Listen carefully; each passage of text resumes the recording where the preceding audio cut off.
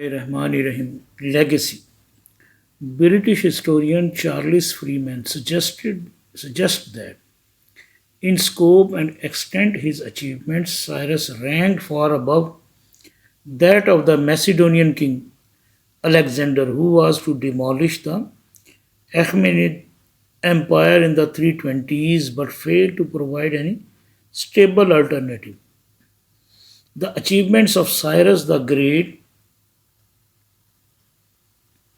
throughout antiquity are reflected in the way he is remembered today. His own nation, the Iranians, have regarded him as the father, the very little title that had been used during the time of Cyrus himself by the many nations that he conquered, as according to Xenophon, and those who were subject to him. He treated with esteem and regard as if they were his own children, while his subjects themselves respected Cyrus as their father.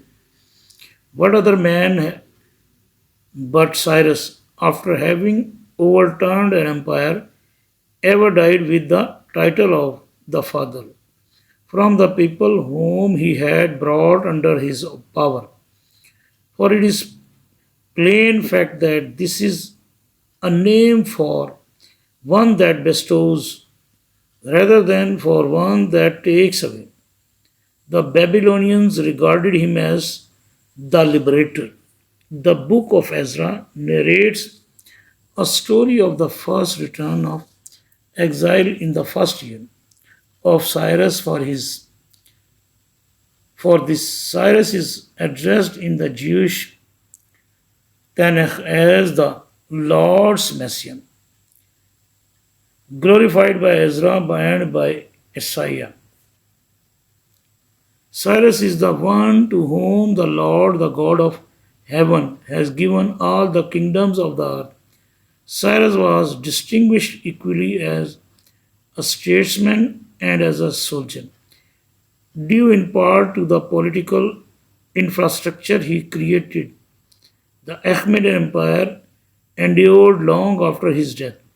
The rise of Persia under Cyrus' rule had a profound impact on the course of world history. Iranian philosophy, literature, and religion all played dominant role in world even for the next millennium. Despite the Islamic conquest of Persia in the 7th century CE by the Islamic Caliphate, Persia continued to exercise enormous influence in the Middle East during the Islamic Golden Age and was particularly instrumental in the growth and expansion of Islam. Many of the Iranian dynasties following the Achaemenid Empire and their kings saw themselves as the heirs to Cyrus the Great and have claimed to continue the line begun by Cyrus. However, there are different opinions among scholars whether this is also the case for the Sassanid dynasty. Alexander the Great was himself infatuated with the admired Cyrus the Great. From an early age, reading Xenophon's Cyropedia, which describes Cyrus' heroism in battle and governance and his abilities as a king and a legislator. During his visit to Pasargadae, he ordered Aristobulus to decorate the interior of the sepulchral chamber of his tomb. According to Professor Richard Nelson, Friar Cyrus, whose abilities as conqueror and administrator, Friar says, are attested by the longevity and vigor of the achieved Achaemenid Empire, held an almost mythic role among the Persian people, similar to that of Romulus and Remus. in Rome or Moses for the Israelites.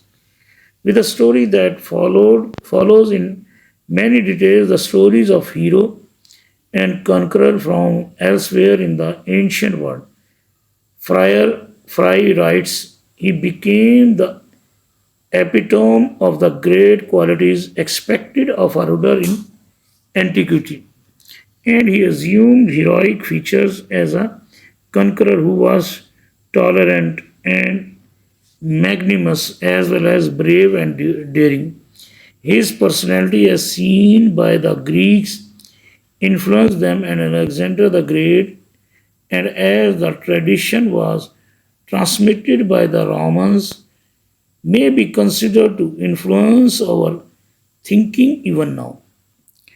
On another account, Professor Patrick Hunt states, if you are looking at the greatest personage in history who have affected the world, Cyrus the Great is one of the few who observe that epithet, the one who deserves to be called the Great. The empire over which Cyrus ruled was the largest the ancient world had ever seen and may be to this day the largest empire ever. This is a tomb of Cyrus the Great. Religion and philosophy. Dulkarnain is thought to refer to Cyrus by some Quranic commentators, though it is generally believed that Zarathustra's teaching maintained influences on Cyrus' act and policies. So far, no clear evidence has been found to indicate that Cyrus practiced a specific religion. Pierre Bryant wrote that given the poor information we have, it seems quite reckless to try to reconstruct what the religion of Cyrus might have been. His liberal and tolerant views towards other religions have made some scholars consider Cyrus a Zoroastrian king. His views were believed expressed in the content of the calendar.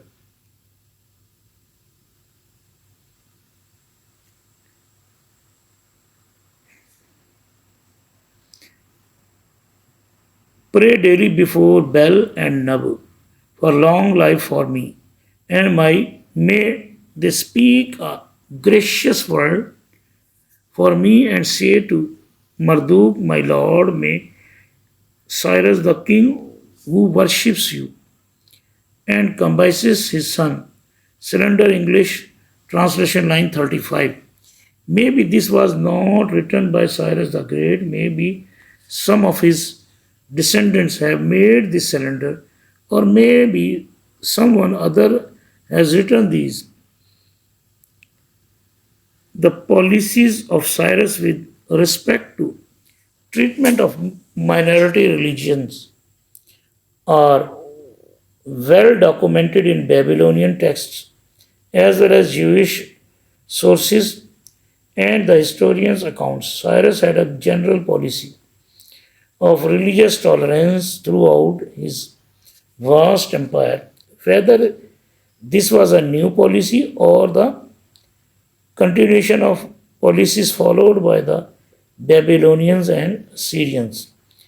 As Lester Grabe maintains, is disputed. He brought peace to the Babylonians and is said to have kept his army away from the temples and restored the statues of the Babylonian gods to their sanctuaries. His treatment of the Jews during their exile in Babylon after Nebuchadnezzar II destroyed Jerusalem is reported in the Bible. The Jewish Bible's Ketuvim ends in 2nd Chronicles with the decree of Cyrus, which returned the exile to the promised land from Babylon, along with the commission to rebuild the temple. The Seth Cyrus, king of Persia, all the kingdoms of the earth hath the Lord, the God of heaven, given me, and he hath charged me to build him a house in Jerusalem, which is in Judah.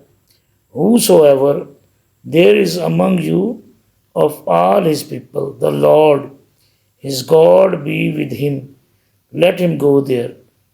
Chronicles 36:23. This edict is also fully reproduced in the book of Ezra in the first year of King Cyrus. Cyrus the king issued a decree concerning the house of God at Jerusalem.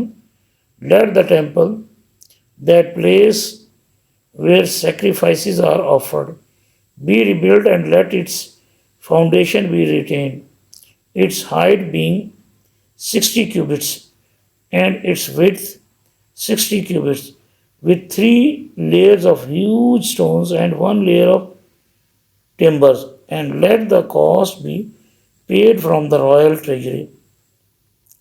Also, let the gold and silver utensils of the house of God, which Nebuchadnezzar took from the temple in Jerusalem and brought to Babylon, be returned and brought to their places in the temple in Jerusalem, and you shall put them in the house of God. Ezra 6 3 to 5. As a result, Cyrus policies the Jews honored him as a dignified and righteous king. He is the only Gentile to be designated as Messiah, a divinity, appointed leader in the Tanakh, Isaiah 45 1 to 6. Isaiah 45:13. I will raise up Cyrus in my righteousness. I will make all his ways straight. He will rebuild my city and set my exiles free, but not for a price or reward, says Yahweh Almighty. Yahweh is in Arabic Yahayyo, mean living God. As the text suggests, Cyrus did ultimately release the nation of Israel from its exile without compensation or tribute. Traditionally, the entire book of Isaiah is believed to predate the rule of Cyrus by about 120 years. Josephus, the first century Jewish historian, related the traditional view of the Jews regarding the prediction of Cyrus in Isaiah in his Antiquities of the Jews, book 2, chapter 1. In the first year of the reign of Cyrus, which was the 17th from the day that our people were removed out of their own land into Babylon, God commiserated the captivity and calamity of these poor people, according as he had foretold to them by Jeremiah the prophet before the destruction of the city, that after they had served Nebuchadnezzar and his posterity, and after they had undergone that servitude 70 years, he would restore them again to the land of their fathers, and they should build their temple and enjoy their ancient prosperity. And these things God did offer them, for he stirred up the mind of Cyrus and made him write this throughout all Asia. Thus said Cyrus the king, since God Almighty hath appointed me to be king of the habitable earth, I believe that he is that God which the nation of the Israelites worship. For indeed he foretold my name by the prophets, and that I should build him a house at Jerusalem in the country of Judea. This was known to Cyrus by his reading the book which Isaiah left behind him of his prophecies. For this prophet said that God had spoken thus to him in a secret vision. My will is that Cyrus, whom I have appointed to be king over many and great nations, send back my people to their own land and build my temple. This was foretold by Isaiah 140 years before the temple was demolished. Accordingly, when Cyrus read this and admired the divine power and earnest desire and ambition seized upon him to fulfill that was no so written. So he called for the most eminent Jews that were in Babylon and said to them that he gave them leave to go back to their own country and to rebuild their city, Jerusalem, and the temple of God, for that he would be their assistant, and that he would write to the rulers and governors that were in the neighborhood of their country of Judea, that they should contribute to them gold and silver for the building of the temple, and beside that, beasts for their sacrifice. Cyrus was praised in the Tanakh, Isaiah 45, 1 to 6, and Ezra 1, 1 to 11 for the freeing of slaves, humanitarian equality, and costly reparations he made. However, there was Jewish criticism of him after he was lied by the Cushites who wanted to halt the building of the second temple. They accused the Jews of conspiring to rebel. So Cyrus in turn stopped the construction, which would not be completed until 515 BC. During the reign of Darius I, according to the Bible, it was King Artaxerxes who was convinced to stop the construction of the temple in Jerusalem. Ezra 4 7 to 24.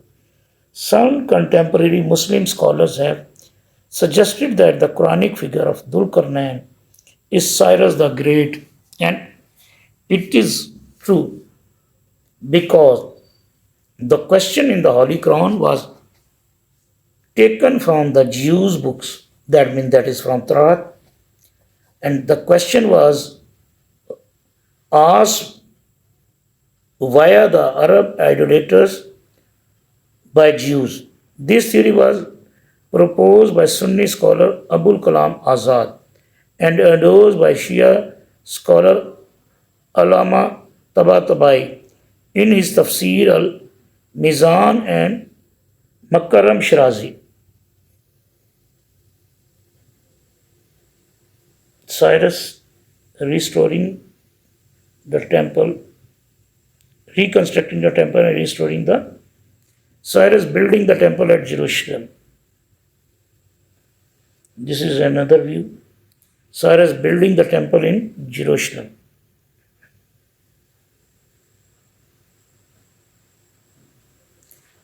Cyrus the Great liberated the Jews from the Babylonian captivity to resettle and rebuild Jerusalem, earning him an honor place in the Judea.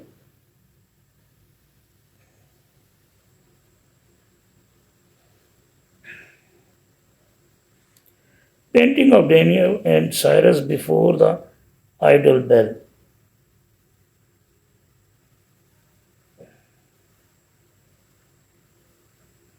Cyrus releasing the Jews.